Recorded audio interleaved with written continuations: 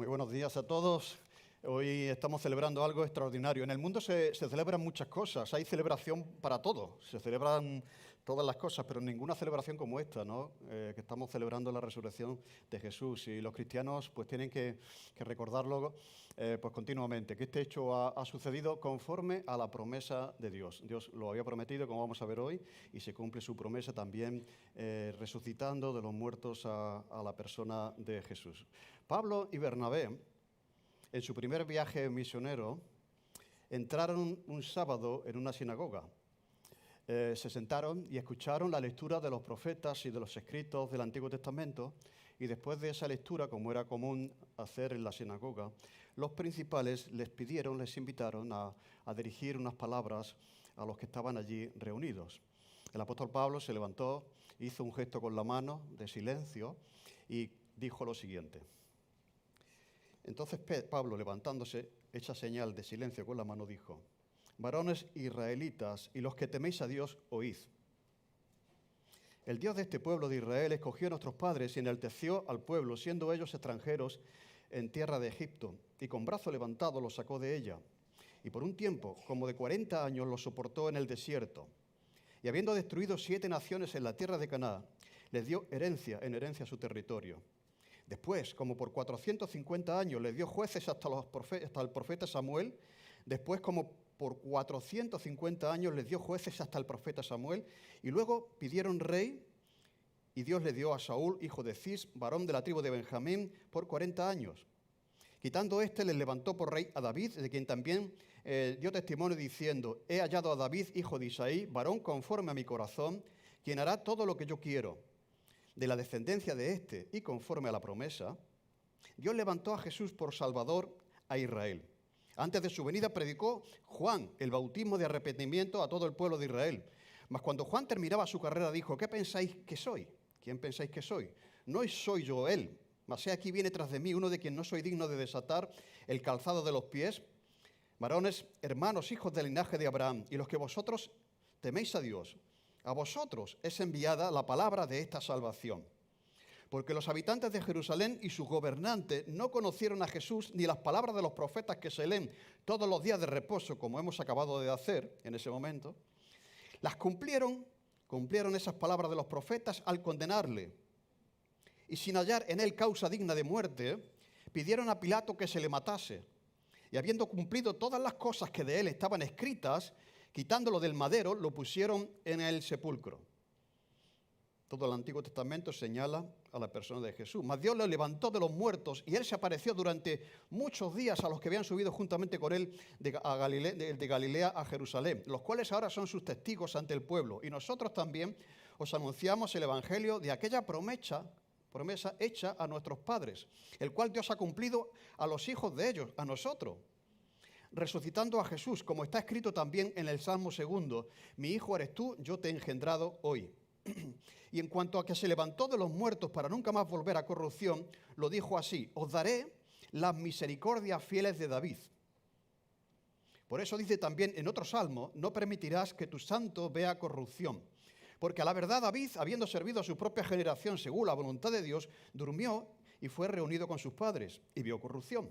Mas aquel a quien Dios levantó no vio corrupción. ¿Sabed pues esto, varones hermanos, que por medio de él se os anuncia perdón de pecados, y que de todo aquello de que por la ley de Moisés no pudisteis ser justificados, en él es justificado todo aquel que cree? Este es uno de los mensajes más completos que tenemos del apóstol Pablo, y es un buen ejemplo de cómo debería ser la predicación. Cristocéntrica, centrada en la persona, señalando siempre a la persona de Jesús. Como decía, es un buen ejemplo de la predicación del apóstol Pablo, ¿no? Pero lo que está haciendo aquí Pablo es hacer un repaso de la historia de Israel, que todos ellos conocían, mencionando las profecías que señalaban a Jesús como el Mesías, demostrando que aquel que habían crucificado era ciertamente aquel que Dios había prometido al pueblo. Entonces, en ese repaso histórico que todos conocen, por eso la revelación de Dios se hace en la historia, se manifiesta en la historia, en los sucesos históricos, cómo conocía Pablo la historia de Israel, mencionando hasta los años, etcétera, ¿no? Pero demostrando entonces, y demostró, señalaba esa historia, que Jesús era el Mesías prometido que ellos habían rechazado. Por lo tanto, aquí vamos a ver promesas y profecías acerca de la persona de Jesús y sobre su muerte y sobre su resurrección, pero vamos a centrarnos en la de su resurrección al final. Pero vamos a ver la profecía sobre su persona. Dice, versículo 23 que hemos leído en el libro de los Hechos, dice, de la descendencia de este, ¿de quién? De David, está hablando de David, y conforme a la promesa, Dios levantó a Jesús por Salvador a Israel. Antes de su venida, otro hecho histórico que confirma para que ellos tengan certeza de lo que estaba pasando, predicó antes de Jesús, predicó Juan el Bautista, el bautismo de arrepentimiento a todo el pueblo de Israel. Así que una profecía sobre su persona que se cumplió y con datos y referencias, en este caso, a Jesús, conforme a la promesa de Dios, levantó a Jesús por Salvador a Israel y también el hecho histórico de Juan que le precedió en la predicación. En segundo lugar, profecía sobre su muerte. Dice versículo 27, porque los habitantes de Jerusalén y sus gobernantes no conocieron a Jesús. No conociendo a Jesús, ni las palabras de los profetas que se leen todos los días de reposo, las cumplieron al condenarle, ¿no?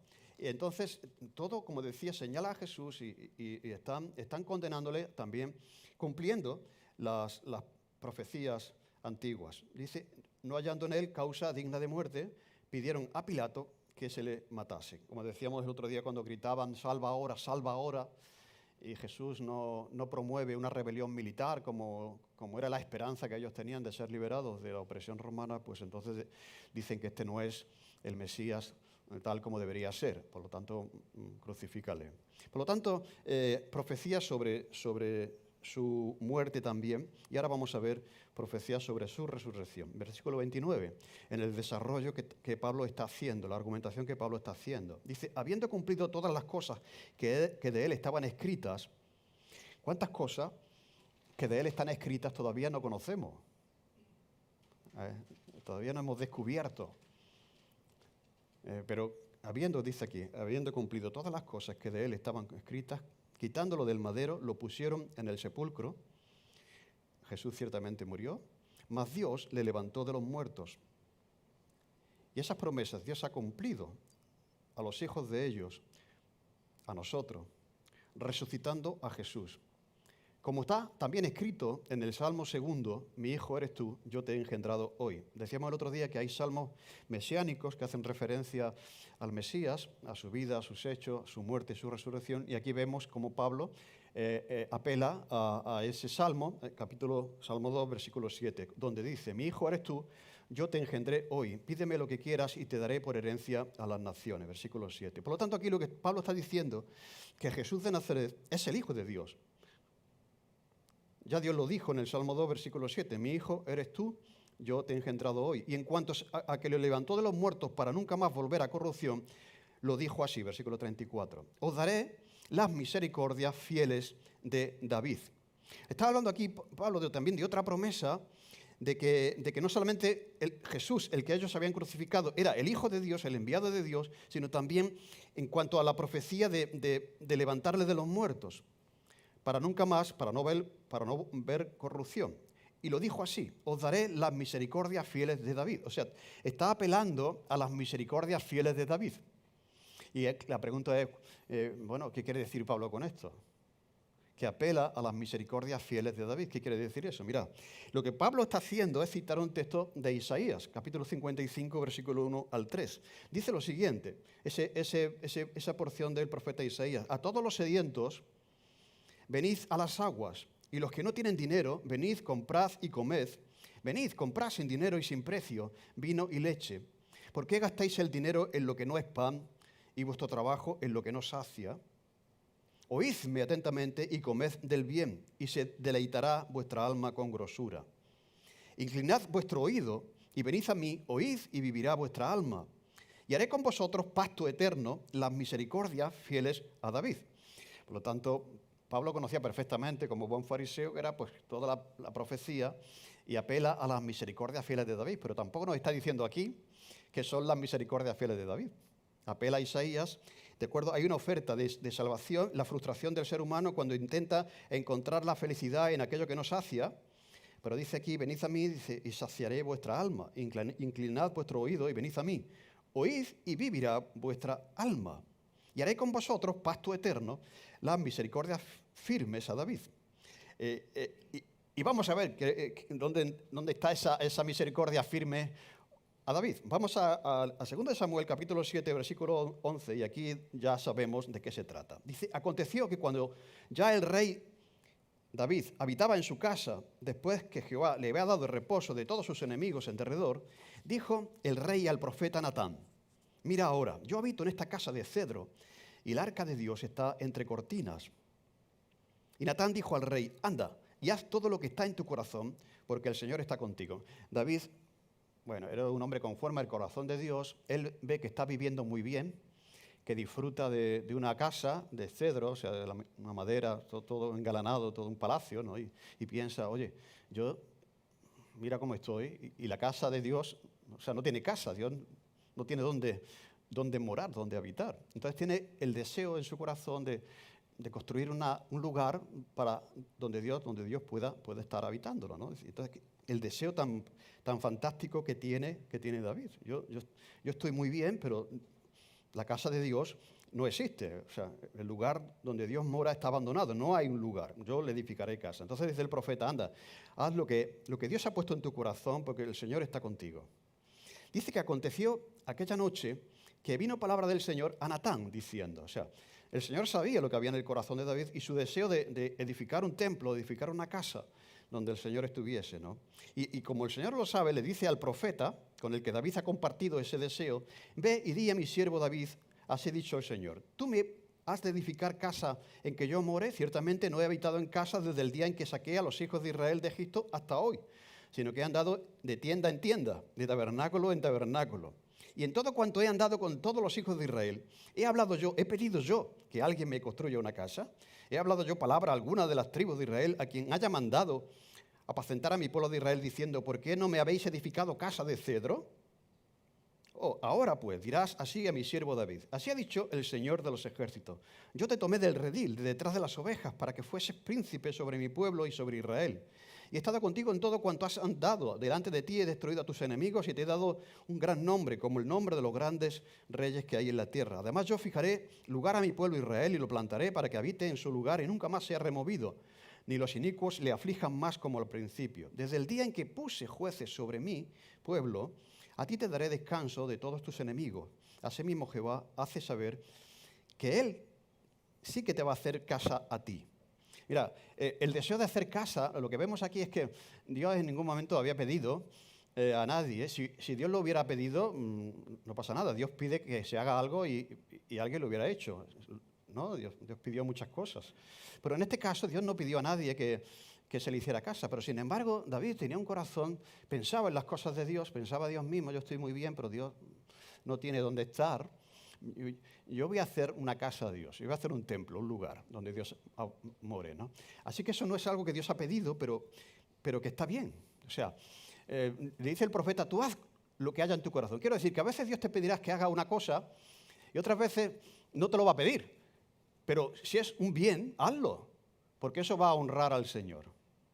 Eso honró tremendamente a Dios, aunque Él no necesitaba un templo. ¿Entendéis lo que quiero decir? O sea, a veces se pregunta uno, yo quiero hacer esto, pero Dios no estoy seguro que Dios me lo haya pedido. Es algo bueno, es algo que redunda en la gloria de Dios. Hazlo, porque eso glorifica a Dios. Bueno, pues eso es lo que estaba. Tú me quieres a mí edificar un lugar, una casa, pero yo te voy a edificar a ti una casa. Yo soy el que te voy a edificar a ti una casa. Dice, y cuando tus días sean cumplidos y duermas con tus padres y cuando tú mueras, yo levantaré después de ti a uno de tu linaje, el cual procederá de tus entrañas y afirmaré su reino. Él edificará casa a mi nombre y yo afirmaré para siempre el trono de su reino.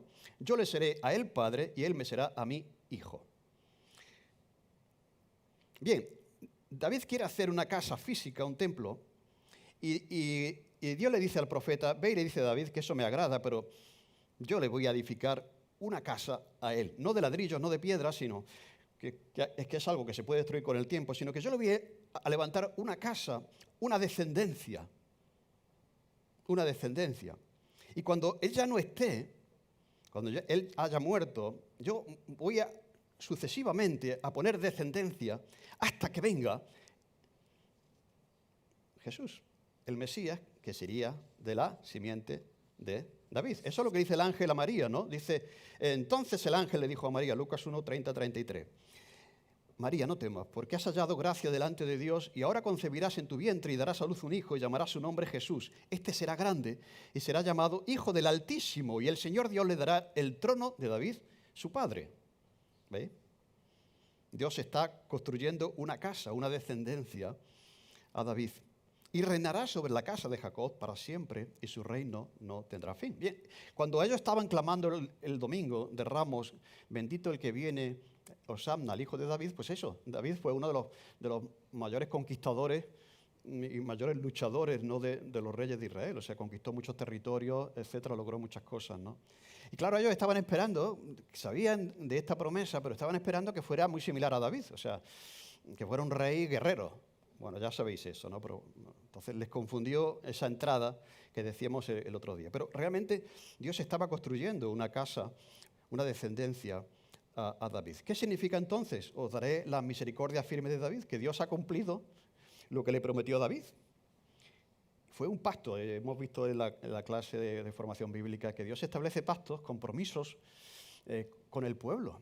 Compromisos que son a veces condicionales, pero muchas veces incondicionales. Y este es un compromiso incondicional.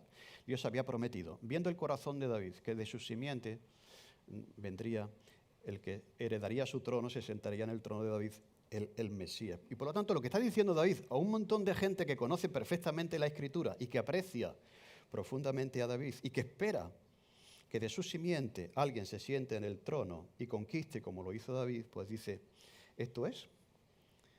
Dios ha cumplido las misericordias firmes que dio a David. He hallado a David, hijo de Isaí, varón conforme a mi corazón, quien hará todo lo que yo quiero, y de la descendencia de este, versículo 23, y conforme a la promesa, Dios levantó a Jesús por Salvador a Israel. Yo creo que aquí Pablo dio una lección magistral de historia, de teología, a todos estos judíos que estaban en esa sinagoga, que leían todos los días la Biblia. Es posible que leyendo la Biblia, pues sí, podemos leer la Biblia y perdernos muchísimas cosas. Podemos leer a los profetas, podemos leer los escritos, podemos leer a Moisés y perdernos muchas cosas. Pero me parece esto extraordinario, ¿no? Esa argumentación usando la Escritura para demostrar que Dios estaba cumpliendo lo que había prometido a David y que ellos estaban esperando, ¿no? Así que, fantástico la predicación, el enfoque de Pablo, ¿no? Así que ahí, en ese desarrollo, ya al final de ese pasaje, ya Pablo concluye con la resurrección.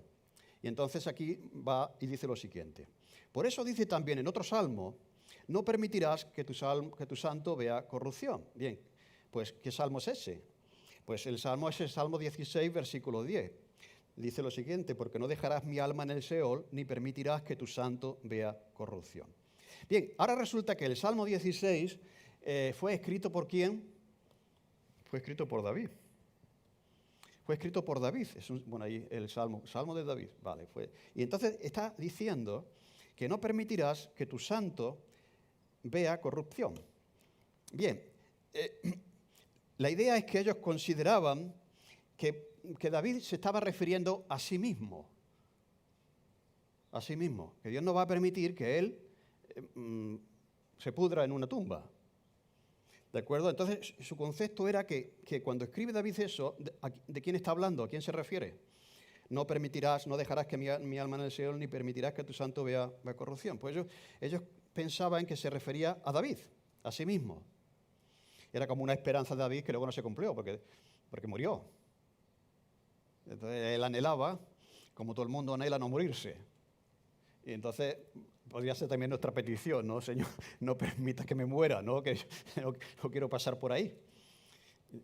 Pero no era un deseo para él. Estaba avanzando acerca del santo verdadero que sería Jesús. Dice, y argumenta de la siguiente manera, ya que ellos pensaban que se refería a un deseo o a David, o a un deseo anhelado de David, que luego no se cumplió, porque murió. Y dice Pablo lo siguiente, dice, porque a la verdad David, habiendo servido a su propia generación, según la voluntad de Dios, durmió. y fue reunido con sus padres. ¿Y qué? Y vio corrupción. Se refiere a la muerte de David como un dormir. Eso es muy bonito también en la Biblia. Cuando habla la Biblia de la muerte de los creyentes, de los cristianos, no se habla de morir, sino de dormir. De dormir, ¿de acuerdo? Entonces dice, ¿sabéis que fue reunido con sus padres y él vio corrupción? Mas aquel a quien Dios levantó no vio corrupción. Así que no se refiere David a sí mismo, sino que se refiere a Jesús que ha resucitado. Y es, de nuevo, otro razonamiento muy inteligente. No se está refiriendo a sí mismo cuando escribe eso, a un anhelo personal que luego no se cumple, sino que se está señalando a la persona de Jesús, conociendo la historia, conociendo las creencias que tenían estas personas acerca de David, acerca de la historia de Mesías, etc., y el conocimiento que tenía Pablo de la palabra de Dios. Así que aquí vemos ahora varias profecías acerca de la resurrección. En primer lugar, es anunciada, aquí es realizada. Dice en el versículo 30, mas Dios le levantó de los muertos. No a David, sino a Jesús. No a David, sino a Jesús. Y ahora la resurrección va a ser probada, va a ser demostrada. En el versículo 31 dice lo siguiente. Y él se apareció durante muchos días a los que habían subido con él a Galilea, a Jerusalén, los cuales ahora son sus testigos ante el pueblo. Y nosotros también nos anunciamos el evangelio de aquella promesa hecha a nuestros padres, la cual Dios ha cumplido a los hijos de ellos, a nosotros, resucitando a Jesús, como está escrito también en el Salmo 2. Mi hijo eres tú, yo te he engendrado hoy. Así que la resurrección probada. Y Pablo, que perseguía a los cristianos por predicar la resurrección, pues tuvo, dice, esa experiencia de comprobar que Jesús había resucitado. Dice, se pareció a muchos y finalmente a mí, como un abortivo. Por lo tanto, él tiene también el testimonio de que Jesús ciertamente había resucitado, ¿no? Se había levantado de los muertos. Se aparece, cómo se prueba la resurrección. No solamente se anuncia o se afirma, sino que se demuestra y se prueba durante 40 días a muchas personas, a más de 500, dice el apóstol Pablo. Por lo tanto, mucha gente fue testigo de la resurrección de Jesús. Esto no es nada extraño porque son las promesas que Dios ha hecho a los padres y también las misericordias firmes a David, lo que Dios había prometido a David que pasaría, pasó. Y Dios lo ha cumplido y es para nosotros también, dice, puesto que ha resucitado a Jesús, que es su Hijo, es el Hijo de Dios, mi Hijo eres tú, y también ese Hijo al que nosotros estamos ahora predicando. Y ahora estamos predicando acerca de Él como el Mesías, como el que murió y también como el que ha sido resucitado, cumpliendo las promesas que Dios había hecho a lo largo de la historia a los padres. Y esto tiene una conclusión. Esto tiene un beneficio. ¿Sabes? Pues, versículo 38, ¿sabes de lo siguiente? Varones hermanos, que por medio de él se os anuncia el perdón de pecados. Y que de todo aquello de que por la ley de Moisés no pudisteis ser justificados, en él es justificado todo aquel que cree. ¿Cuál es la finalidad de la cruz? ¿Cuál es la finalidad de la resurrección? No es impresionar al mundo. Ni siquiera es demostrar al mundo que Dios cumple su palabra y sus promesas y que las profecías se cumplen. La finalidad de todo eso es la salvación, es la justificación. Justificados pues por la fe, tenemos paz con Dios, dice el apóstol Pablo, por medio de nuestro Señor Jesucristo. No había nada que pudiera resolver la separación que se había realizado por nuestra culpa. ¿De acuerdo? Y Jesús viene a acercarnos a Dios, a morir en la cruz, pagar por nuestros pecados, nuestro sustituto, para que podamos ser justificados, porque no podíamos ser justificados de otra manera, de otra forma. Ellos querían justificarse delante de Dios. ¿Sabéis lo que es justificarse, no? O sea, uno ha hecho algo que no está bien y dice, bueno, es que no quería, es que no era mi intención, que fue... En un sentido, eso es la ley. O sea, intentar cumplir la ley y todos los requerimientos religiosos de la época era una forma de decir, sí, voy a ver si logro justificar, arreglar aquello que está roto, ¿no? Por eso dice el apóstol Pablo, por la ley de Moisés nadie podía ser justificado. O sea, la ley tiene esa finalidad, es de nuevo también señalar a Cristo.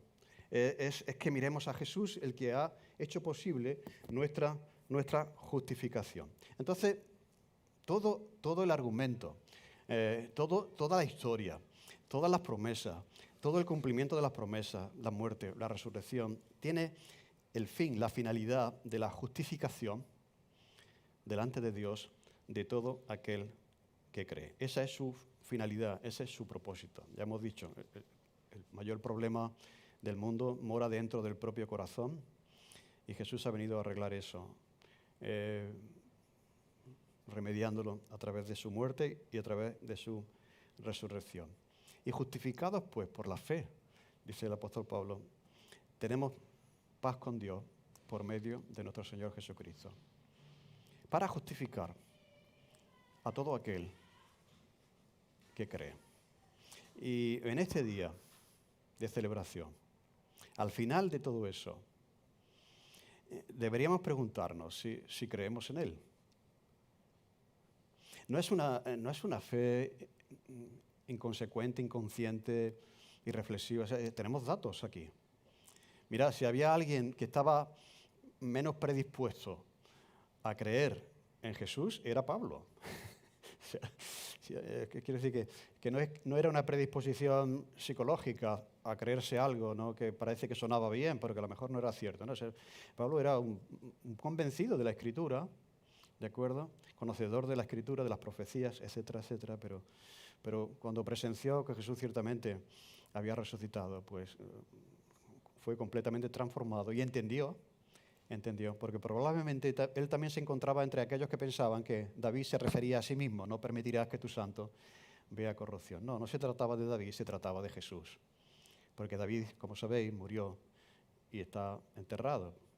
Así que todo aquel que cree, yo te animo esta mañana de resurrección a poner tu mirada en Jesús. Si no has creído todavía, pues a considerar esto, y eso es lo que Dios te pide, eso es lo que Dios espera de ti, es justificar a todo aquel que cree, que Dios ha enviado a Jesús, que ha muerto en la cruz, que ha resucitado, para hacer lo que nada podía lograr, lo que la ley de Moisés no podía lograr, pero que sí pudo lograr Jesús en una cruz. Aquel que cree. Pues ¿crees tú esto? ¿Crees en estas promesas? ¿Crees en la persona de Jesús? Pues yo te invito a que tomes una decisión en tu corazón. Si estás aquí, si todavía no has tomado ese paso de fe, no has invitado a Jesús a que venga a tu vida, pues que lo hagas si consideras que entiendes bien lo que Él ha venido a hacer por ti. Y en ese momento, desde ese momento, se restablecerá una ruptura que ha sido universal. Esa separación, esa falta de paz. Justificados pues por la fe, tenemos paz con Dios por medio de la persona de Jesús. Que tú puedas recibir en tu corazón, puedas creer lo que Él ha venido a hacer en tu vida. Amén. Oh Señor, te damos gracias porque no solamente creemos en un hecho que pueda parecer incomprensible para la gente hoy, a pesar de que se celebra la resurrección, pero en el fondo podemos pensar esto cómo puede ser, pero tú has demostrado en la historia, también en tu palabra, tenemos datos, Señor, que nos demuestran tu sabiduría, el control de la historia, tu plan, para terminar en la resurrección de Jesús. No solamente en la cruz, sino en la resurrección de Jesús, demostrando al mundo que tú cumples tus promesas y que tú has venido a salvar a todo aquel que cree. Te pedimos, Señor, por las personas que están en una tensión espiritual, que están ahora buscando la verdad, que todavía no la han encontrado, que puedan también mirarte a ti, el amor que tú tienes por cada uno de nosotros, cómo tú has remediado el mal que hay dentro de nuestro corazón, que es el pecado, y cómo tú has venido para justificarnos y para devolvernos la paz que hemos perdido porque nos alejamos de ti. En el nombre de Jesús, amén. Amén. Muy bien, pues tenemos ahora el privilegio también de participar como iglesia del pan y del vino, recordando lo que Jesús hizo por nosotros, que también lo dejó escrito, que así debe